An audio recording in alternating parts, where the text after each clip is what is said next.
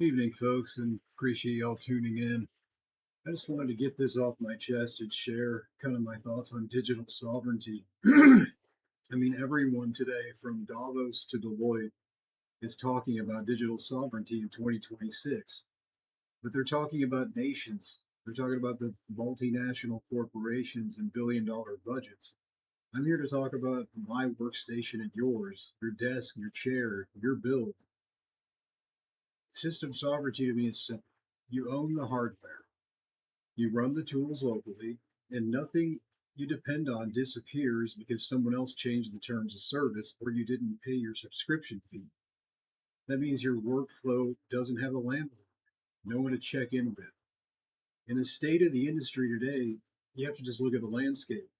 An RTX 5090 with a release price of $2,000 is now hitting a $4,000 mark, and everyone's still chasing it. And by the time this video is over, it's probably going to be seven. Software that used to ship to us on a disk in the days of going to the brick and mortar store and buying it and seeing it on your shelf now comes in form of a monthly fee, and this is just to see your own files. And they're selling gaming PCs now with integrated graphics. I think that's a joke. Okay, it's that's not a sovereign build. And so what my response is, and what many of you I believe is too, is to stop playing into it. Look at your own options. Look at your own server rack. I've got three 3090s and an RTX Pro 4000 Blackwell running in here. No 5090, nothing fancy, but 256 gigs ECC RDIMM memory and next generation architectures. You get the best of 2020, 2022, and 24 in one machine. And guess what? None of it stopped working because a new flagship came out. And the metrics I look at are those that matter.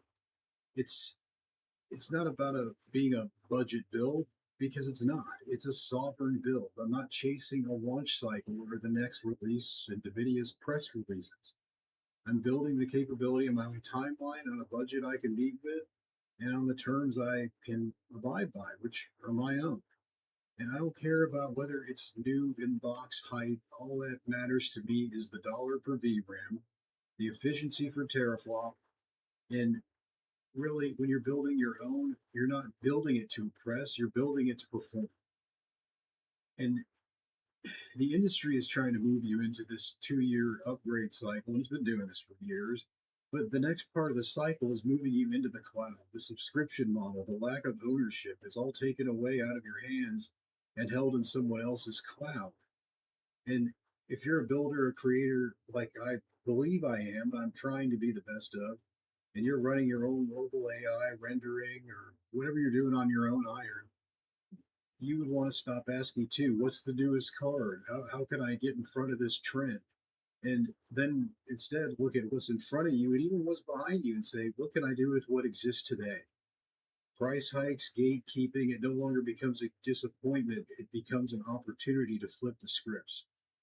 And then when the rubber hits the road, coming later this year and the next, we'll see who's prepared for it and who's got true digital sovereignty, data sovereignty, and workstation sovereignty, and who's going to be stuck chasing their $1.30 a month payment to rent NVIDIA's graphics cards. Like I always say, built, not bought, my favorite one, favorite of all time, whether it be homes, workstations, cars, anything that you're into. Thanks for tuning in. Appreciate it.